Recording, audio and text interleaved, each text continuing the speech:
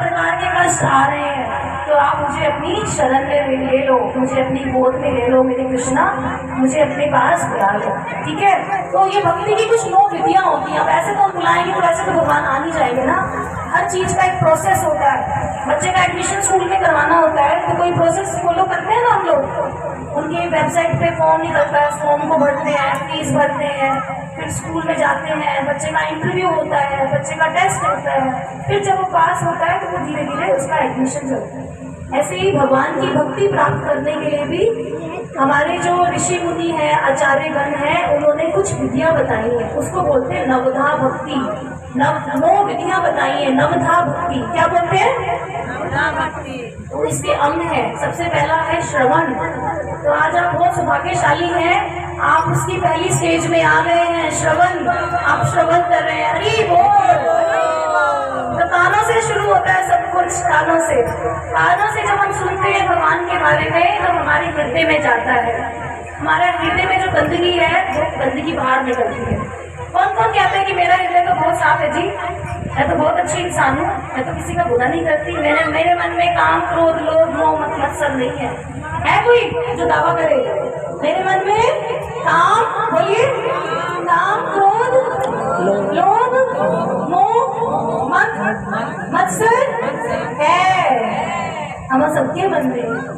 पर जब हम श्रवण करते हैं धीरे धीरे हमारे चित्त का मार्जन होता है। जब हम हरे कृष्ण महामंत्र का श्रवण करते हैं, कीर्तन करते हैं, तो हमारे हृदय की जो गंदगी है ये वैसे ही निकल जाती है जैसे बर्तन को घिसने से बर्तन चमक उठता है ना। चांदी का बर्तन हो, तांबे का बर्तन हो, पीतल का बर्तन हो, जितना उसको ज्यादा घिसेंगे उतना ज्यादा चमकेगा। तो पहला क्या है? श्रवण करना। कम से कम रोज हमें आधा घंटा कम से कम श्रवण करना चाहिए भक्तों से। उसके बाद कीर्तन करना चाहिए, जैसे हम सभी बैठे हैं कीर्तन कर रहे हैं, श्रवण कर रहे हैं, कीर्तन कर रहे हैं। उसके बाद स्मरण करना। जब आप घर चले जाएंगे तो वहाँ तो कोई श्रवण कीर्तन नहीं है, तो आप क्या करेंगे? स्मरण करेंगे, वाह कितनी अच्छी, आज तो बड़ा मजा आया, कितना आनंद था, उसको स्मरण करेंगे, उसको याद करेंगे, आप भगवान को याद करेंगे। फिर आप क्या करेंगे?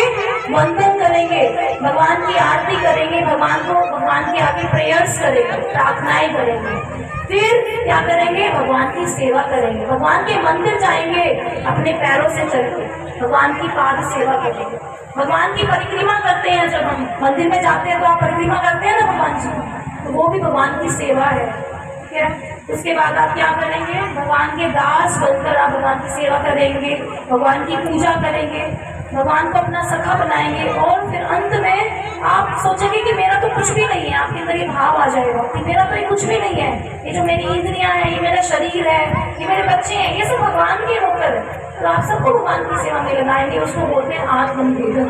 तो धीरे धीरे धीरे धीरे हमारी तरक्की होती है। शुरू किससे करना है? श्रवण से शुरू करना है।